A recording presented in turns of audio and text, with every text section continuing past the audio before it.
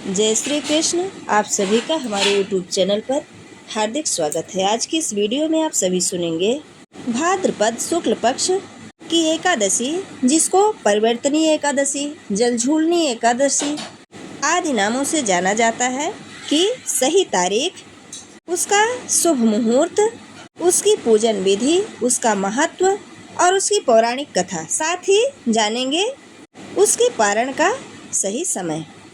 आइए जानते हैं। भादो मास शुक्ल पक्ष एकादशी का प्रारंभ 13 सितंबर शुक्रवार रात 10:31 से हो रहा है और वहीं पर एकादशी तिथि का समापन 14 सितंबर शनिवार रात 8:41 तक होगा। ऐसे में एकादशी का व्रत 14 सितंबर दिन शनिवार को रखा जाएगा। इस दिन सूर्योदय होगा सुबह 6:17 पर और सूर्यास्त शाम 6:27 पर। ब्रह्म मुहूर्त का समय है 4:40 से लेकर 5:28 तक। अभिजीत मुहूर्त का समय है सुबह 11:57 से 12:46 तक और अमृत काल का समय दोपहर 2:25 से लेकर 3:57 तक। राहु काल का समय है 9 बजे से लेकर 10:30 तक।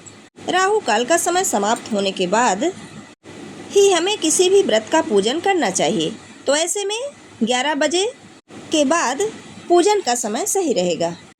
एकादशी तिथि में पारण का शुभ मुहूर्त है 15 सितंबर 2024 रविवार को सुबह 6:17 से लेकर 9:10 तक। अब आइए जानते हैं इसका महत्व। भाद्रपद शुक्ल पक्ष एकादशी समस्त पापों का नाश करने वाली यह पद्मा परिवर्तनीय एकादशी जयंती एकादशी भी कहलाती है। इसका यज्ञ करने से वाजपेय यज्ञ का फल मिलता है। पापियों के पाप नाश करने के लिए इससे बढ़कर कोई उपाय नहीं है।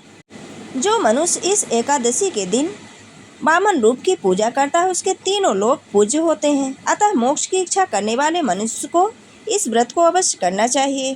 जो कमल नयन भगवान का कमल से पूजन करते हैं, वे अवश्य भगवान के समीप जाते हैं।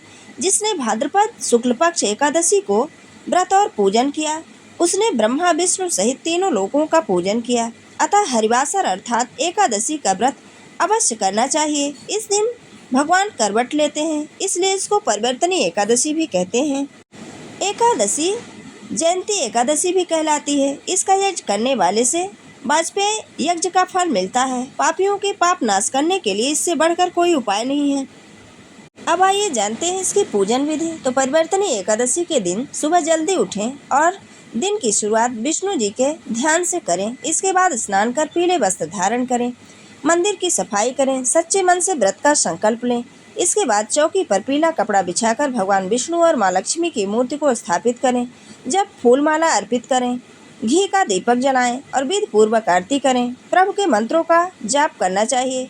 विष्णु चालीसा और व्रत कथा का पाठ अवश्य करना चाहिए। प्रभु को पंचामृत और फल समेत आज चीज़ों का भोग लगाना चाहिए। व्रत का पारण द्वादशी तिथि में ही करना चाहिए।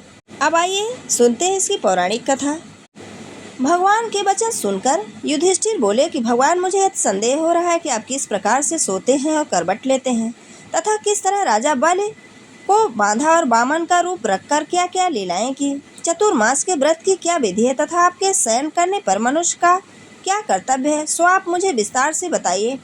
श्री कृष्ण कहने लगे कि हे राजन, अब आप सब पापों को नष्ट करने वाली कथा का श्रवण करें। त्रेता युग में बलि नामक एक दैत्य था। वह मेरा परम भक्त था। विविध प्रकार के वेदों सूक्तों से मेरा पूजन किया करता था और नित्य ही ब्राह्मणों का पूजन तथा यज्ञ आयोजित करता रहता था।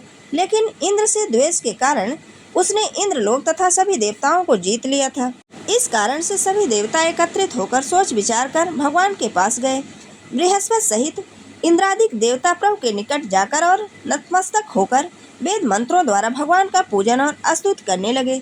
अतः मैंने वामन रूप धारण करके 5वां अवतार लिया और फिर अत्यंत तेजस्वी रूप से राजा बलि को जीत लिया। इतनी वार्ता सुनकर राजा युधिष्ठिर बोले कि हे जनार्दन, आपने वामन रूप धारण करके उस महाबली दैत्य को किस प्रकार जीता।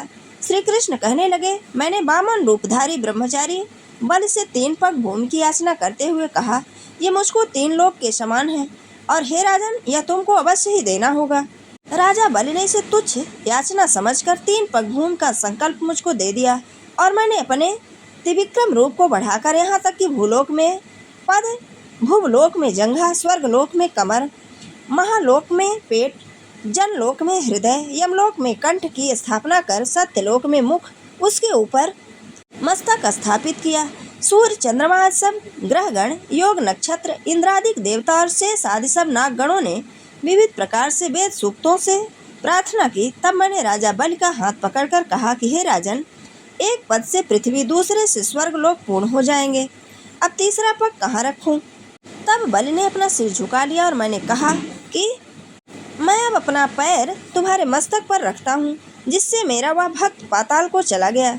फिर उसकी विनती और नम्रता को देखकर मैंने कहा कि हे बल, मैं सदैव तुम्हारे निकट ही रहूंगा। विरोचन पुत्र बलि से कहने पर भाद्रपद शुक्ल पक्ष एकादशी के दिन बलि के आश्रम पर मेरी मूर्ति स्थापित हुई।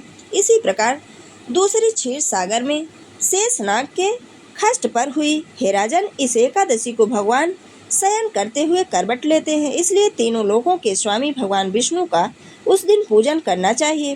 तांबा, चांदी, चावल और दही का दान करना चाहिए। रात्रि को जागरण अवश्य करना चाहिए। जो विधि पूर्वक इस एकादशी का व्रत करते हैं वे सब पापों से मुक्त होकर स्वर्ग में जाकर चंद्रमा के समान प्रकाशित होते हैं और यश पाते हैं। जो पाप नाशक इस कथा को पढ़ते या सुनते हैं उनको हजारों अश्वमेध यज्ञ का फल प्राप्त होता है।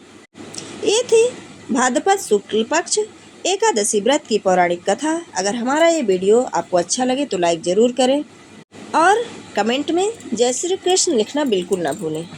जय श्री कृष्ण। धन्यवाद।